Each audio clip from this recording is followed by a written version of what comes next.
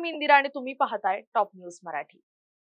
अभिनेता रितेश देशमुख दिग्दर्शित आणि स्टार राजा शिवाजी सिनेमाची चर्चा फक्त प्रेक्षकांमध्येच नाही तर सोशल मीडियावर देखील रंगली आहे। पण बॉक्स ऑफिसवर चांगली कमाई करणारा राजा शिवाजी आता मात्र वादाच्या भोवऱ्यात अडकलाय। अनेक जण सिनेमाची तुलना हॉलिवूड सिनेमांशी करत आहेत। सिनेमाबद्दल वाद सुरू असताना अभिनेता अभिषेक बच्चन याने वादात उडी घेतली। सांगायचं झालंच तर राजा शिवाजी सिनेमातील VFX बद्दल वाद सुरू असून अनेकांनी टीका देखील केली आहे। यावर अभिषेक बच्चन याने मोठं वक्तव्य केलंय। अभिनेत्याने स्पष्ट म्हटलंय की भारतीय सिनेमांची तुलना हॉलिवूड सिनेमांशी करणं योग्य नाहीये, कारण दोन्ही सिनेमांच्या बजेटमध्ये फार फरक आहे। रितेश देशमुख दिग्दर्शित राजा शिवाजी हा सिनेमा 1 मे 2026 रोजी प्रदर्शित झाला आणि तेव्हापासून तो सतत चर्चेत आहे। सिनेमाने बॉक्स ऑफिसवर चांगली कामगिरी केली, परंतु त्याच्या VFX मुळे सोशल मीडियावर अनेकांनी टीका देखील केली। काहींनी सिनेमाच्या व्हिज्युअल इफेक्टची तुलना हॉलिवूड सिनेमाशी केली आणि त्यांना कमकुवत म्हटलंय। आता अभिषेक बच्चनने या टीकेला प्रत्युत्तर दिलंय।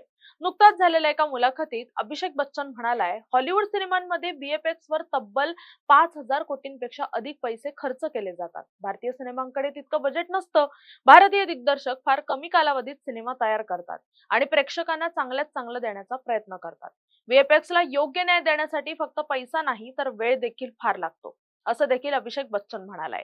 अभिनेता पुढे म्हणाला, सिनेमाची रिलीज डेट आणि बजेट यामुळे निर्मात्यांना काही निर्णय तात्काळ घ्यावे लागतात। विशेषतः रितेश आणि अभिनेत्री जिनेलिया देशमुख यांचं कौतुक करत अभिषेक म्हणाला, त्यांचा मर्यादित साधनांसह एवढा मोठा सिनेमा बनवण्याचे प्रयत्न स्वतःच उल्लेखनीय आहेत।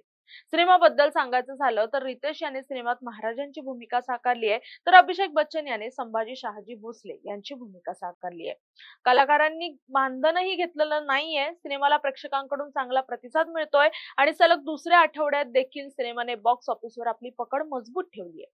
नुकताच रितेश याने केलेल्या वक्तव्यानुसार सिनेमातील 5 कलाकारांनी एकही रुपयाचं मानधन घेतलं नाहीये। अभिनेता सलमान खान, अभिषेक बच्चन, विद्या बालन यांसारख्या सेलिब्रिटींची नावं या यादीत आहेत।